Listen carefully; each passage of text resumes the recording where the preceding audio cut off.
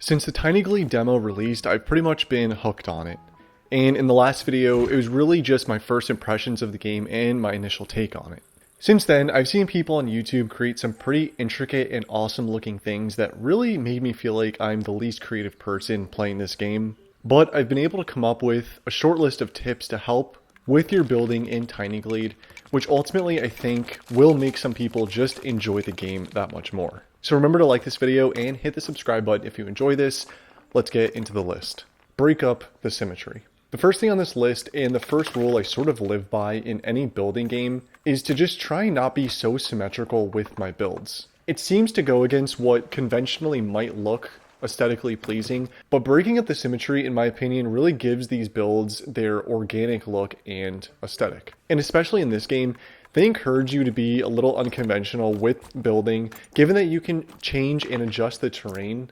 There are just so many ways to make something that is completely unorganized and not symmetrical that still look amazing. Adding stairs. This actually took me a little while to figure out how to do because I saw people have this in their builds and knew there wasn't a stair building option, so I had to sort of figure it out for myself. But basically, if you just add a path to a low enough building slab, stairs sort of just auto-generate. I'm sure most people figured this out by now, but if you add a path on a rock or cliffs, it'll create stairs in that cliff. I believe this is important, especially in the demo where we have such a limited building space. Building vertically and utilizing stairs is really just the way to get the most out of the game in its current state, which leads me to the next thing on this list, which is building vertically.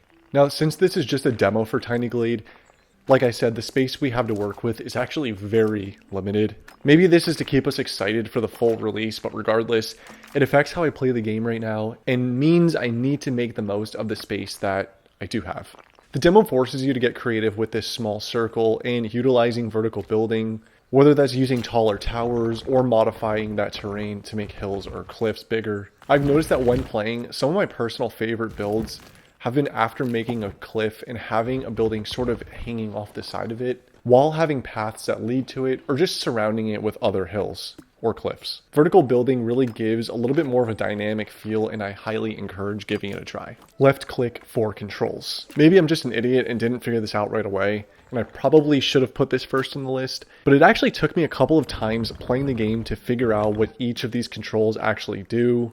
I didn't just take the time to click and figure it out myself. Left clicking, I'm able to see the different options to edit my structures. Really not a whole lot to say about this, but I thought it was worth knowing. Left click and it'll give you a few more options if you want to make some adjustments to whatever you're crafting. Have an overall theme in mind. While a good amount of my favorite builds so far came from me just messing around and trying out different things, I usually had the best results when I went in with some sort of idea or general theme in mind. Whether that was watching others play for inspiration, but personally, I liked using movies or shows as an idea to base off of. Again, I know the space doesn't really permit me to go all out, but I've tried building some things from Game of Thrones here, like the wall at the Night's Watch, and sometimes I'll go in with just some lore to base my building off of that I just create with my imagination, like an abandoned fortress or church. Build around one main thing. I found that by building around one main thing is very helpful. When I felt like I was aimlessly just clicking around and adding stuff, focusing on one main thing, whether it's an actual building or even just a rock or a path, gave the end result a really authentic feel. For example, I had a playthrough where I used a wide path as a starting point and just sort of imagined it as a main street and put little structures and buildings around that path how I thought it would actually be. Try focusing on one main thing to build around and see how naturally it flows for you. Layer the terrain. One of the overall best things about this game right now is the freedom you have when it comes to terrain customization. Rocks, hills, and cliffs can be used in a variety of ways, like allowing for more sophisticated paths or just to create a little bit more of an exotic look. Adjusting the level of terrain can be used with its specific tool, but adjusted after the fact in several different ways. To be honest, even in some of the best videos I've seen of people's builds so far on YouTube, it seems like a lot of people actually ignore using this tool completely. And when the game fully releases and we have the entire map to use, I imagine there's just going to be so many creative things we can use this tool for. Layer the buildings. Naturally, layer the buildings has to come next on this list. As far as I'm aware, the only way to actually do this and create multiple tiered buildings right now is to stack them inside of each other, but if done correctly, it pretty much looks natural and hides anything that might make it look like two separate buildings. Like I said, it can be done literally by just placing one building inside of the other and making them two different heights, which creates the illusion of a single building. One of my favorite things to build is this simple church looking building where I put a round tower inside of the basic house. And in the end, the result makes it look like one single building. The next thing here is buildings don't have to be used as buildings. And this is where the creativity and thinking outside the box really comes into play. Because buildings simply don't have to be used as buildings. What do I mean by that?